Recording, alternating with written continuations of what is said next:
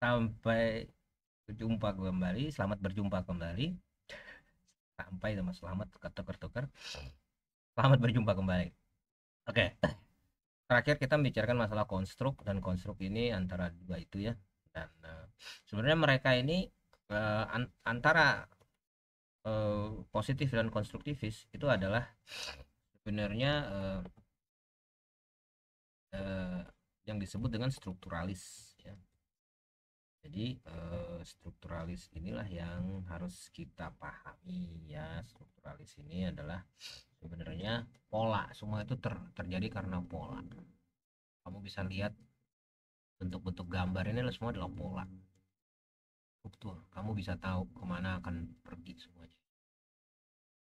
Ya ternyata salah satu contoh bagaimana ternyata ada pola dalam gambar-gambar yang kita pahami. Karena sebenarnya hal-hal yang bersifat ini juga hal-hal yang kita temui juga sebenarnya ada pola. Contohnya nih ya, kodok biru. Ternyata biru dalam alam ini artinya bahaya. Jadi kalau ada binatang yang berwarna biru jangan dideketin karena ini pasti mereka beracun. Seperti itu. Ini struktur-struktur inilah yang kita harus pahami sehari-hari ini. Contohnya struktur gambar. Kamu bisa lihat perkembangannya seperti apa. Ini juga Shanghai, kalau ini Shanghai, ini New York. Struktur ini yang kita pahami ya antara kedua orang ini ya dan penerusnya, mereka mempermasalahkan masalah struktur sebenarnya. Lah makanya strukturalisme dan modern. Nah kalau kamu lihat ya, semuanya punya struktur. Kenapa begini, kenapa begitu, kenapa suatu makna, maksudnya ada hal-hal yang berkenaan dengan ya kayak gitu ya, sapi, dan kemudian aksara juga punya struktur. Jadi aksara kita ini juga punya. Kenapa alfa itu tulisannya A, beta itu seperti itu, dan seterusnya, itu juga ada struktur. Dan saya katakan kalau kamu punya keinginan untuk melanjutkan studi kamu untuk mendalami semiotika, itu bagus banget. Kamu bisa memahami berbagai struktur dan filsafat. Dan ini adalah contohnya, kalau kamu perhatiin ya, uh, ini kan perahu yang saya katakan ya, mereka si siapa namanya, Charles Sanders Peirce mencipta dan De Saussure menciptakan suatu perahu, dan mereka membentuk suatu landasan dan mereka ada penerus-penerusnya. Nah keduanya ini punya perjuangan yang dilanjutkan oleh mereka, dan kamu bisa tahu bahwa apa namanya, mereka ada ada banyak penerusnya, dan saya tidak akan menjelaskan mereka semua sih, hanya menjelaskan baru diantaranya. Kalau di sini ada banyak nih ya, ada wah, 1 2 3 4 5 6, ini ada 6, ini ada 6, ada 5. Nah kok saya hanya mengambil 2 dan 3. Jadi kenapa demikian, karena sebenarnya uh, masalah popularisme aja. Ada banyak konsep yang rumit ya. Kalau kamu memahami itu, lebih baik kamu akan bisa membaca satu-satu ya, siapa mereka ya, Lacan, dan kemudian Michel Foucault, Levi Strauss, dan kemudian Baudrillard, Christophe, dan sebagainya ini juga. Dan mereka sangat populer. Jadi kalau kamu bilang Jacques Derrida sama Barthes, itu Barthes ya, bacanya, tulisannya Barthes, tapi bacanya Barthes. Ini dua, dan ini segitiga, di tengah-tengahnya saya akan mengenal Umberto Eco. Nah mereka mempermasalahkan strukturalisme, dan strukturalisme ini sebenarnya apa namanya, sangat menarik untuk dibahas karena mereka mencoba memahami gejala-gejala budaya yang terjadi di masyarakat modern. Nah masyarakat modern ini, seperti yang kita pahami bersama, ternyata ada banyak masalah ya, karena masalah ini seperti apa gitu, dan mereka mempermasalahkan masalah tanda sebenarnya itu.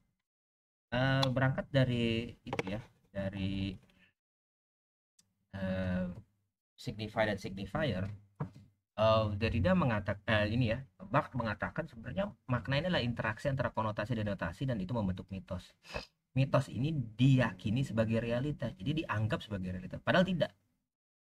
Nah, di contoh-contohnya ada banyak. Contohnya adalah nomor satu, masalah eh, negara Prancis ini sebagai peminum anggur. Jadi anggur itu dianggap sesuatu yang biasa dikonsumsi dalam kehidupan sehari-hari gitu. Eh, Padahal tidak demikian ya. Karena kalau kamu lihat ya, eh, banyak juga orang yang tidak yang tidak mendapatkan manfaat anggur, karena anggur kan sebenarnya minuman alkoholik. Dan hal itu juga dipermasalahkan oleh berbagai lembaga kesehatan, tapi tetap aja Inggris apa namanya Prancis menganggap anggur ini adalah minuman eh, kebangsaan, tapi ternyata hal demikian tidak bertentangan dengan kenyataan, yaitu sebenarnya wine itu ada masalah kalau diminum sehari-hari gitu. Nah, sama juga dengan gulat. Nah, ini gulat ini dilihat sebagai sesuatu yang, nah ini sebagai contoh ya. Film ada namanya Hunger Game, kalau kamu nonton, yang dibintangi oleh Jennifer Lawrence. Nah, gulat ini sebenarnya menggunakan konsep disebutnya adalah uh, circle and circumference, panam circum and circumference.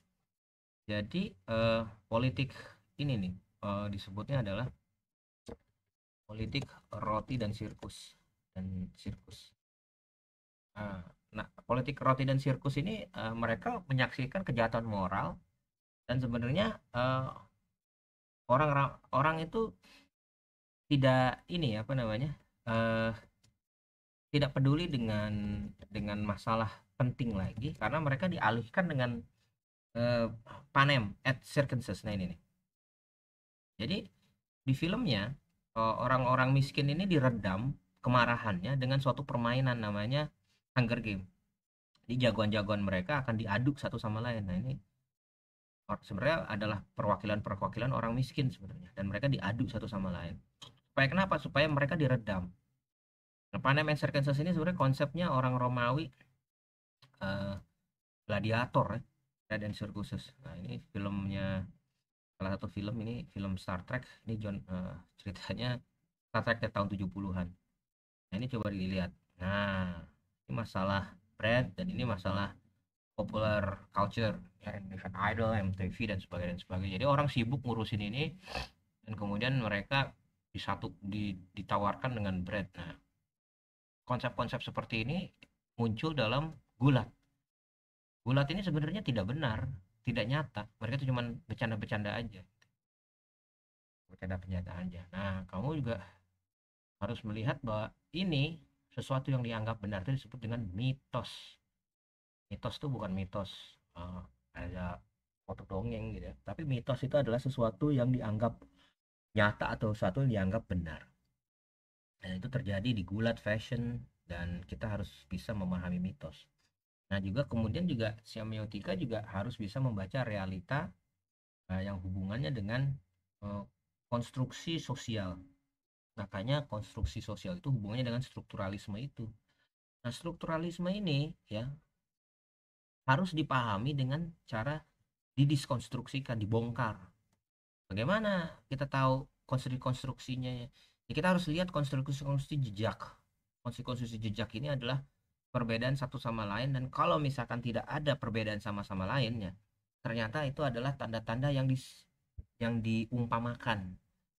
Nah, diumpama-umpamanya ini yang kemudian kita harus lihat ada kontradiksi dan ironi dan paradoks. Contohnya ya, rokok dan kopi itu nikmat. Padahal rokok nggak ada racunnya, kopinya juga kopi yang grade apa gitu ya, kopi saset gitu ya. Kita bertanya sebenarnya nikmatnya di mana gitu. Sama juga kalau lihat toples kata tutupnya kayak pentil, ya bukan artinya itu pentil, tapi bentuknya seperti pentil. Nah, hal-hal yang seperti gini rujukannya adalah kita lihat ada ada apa ya, mengapa mereka menggunakan seperti itu. Ini adalah salah satu konsep yang dijadikan contoh oleh Barthes. Orang-orang jajahan Perancis itu katanya menghormati penjajahnya. Padahal mana ada orang yang dijajah menghormati penjajah, soalnya mereka nggak suka dijajah gitu. Tapi gambar ini mengatakan bahwa hal itu seperti demikian gitu ya. Dan Barthes mengatakan bahwa ini bohong. Nah, memang kedua orang ini mereka lebih rujuk kepada masalah falsehood ya. Falsehood itu adalah kebohongan-kebohongan di masyarakat dan kita harus eh, memiliki suatu kejelian untuk bisa mengungkap hal-hal yang sifatnya kontradiktif dengan masyarakat sehari-hari gitu. Inilah mereka nih, dan kemudian diteruskan oleh Michel Foucault. Mereka ini sangat populer, makanya beda dengan Alexander Pierce ya.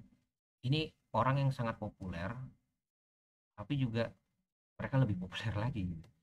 Nah ini simbolik interaksionis ini lebih ke komunikasi kelompok, dan komunikasi kelompok ini apa namanya eh, eh, mengatakan bahwa eh, ya ternyata udah 10 menit, hampir 10 menit lebih, ya mengatakan bahwa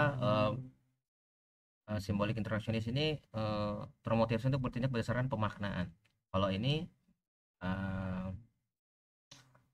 mohon maaf, harus lihat siapa. Charles Morris. Charles Morris mengatakan bahwa secara psikologis mereka ini eh, ada hal-hal yang berkenaan dengan interrelasi dan mediasi antara human dan tindakan-tindakan manusia. Yang terakhir biosemiotik adalah Sebeok. Thomas, ya benar, Thomas Sebeok mengatakan bahwa sebenarnya binatang juga ada kemampuan untuk berkomunikasi dengan satunya lain. Nah, kedua dunia ini, Pierce sama Saussure itu ingin disatukan oleh Umberto Eco. Kalau yang pertama ingin mengungkap kebohongan, yang satu ingin mengungkap psikologis, ingin mengungkap logika, logis, maka Umberto Eco mengatakan kita harus menyatukan kedua pandangan ini, bahwa yang satu mengatakan bahwa semua hal tuh ya, semua hal maksudnya semua tanda ini harus memiliki fungsi komunikasi. Jadi untuk bertindak berdasarkan pemaknaan yang diberikan pada orang lain, benda dan kejadian. Dan semua tanda itu boleh terbuka pemaknaannya gitu. Sehingga semua orang bebas memaknai apapun yang dia anggap menurut dia itu uh, sesuai dengan dia gitu. Dan yang ketiga adalah uh, masalah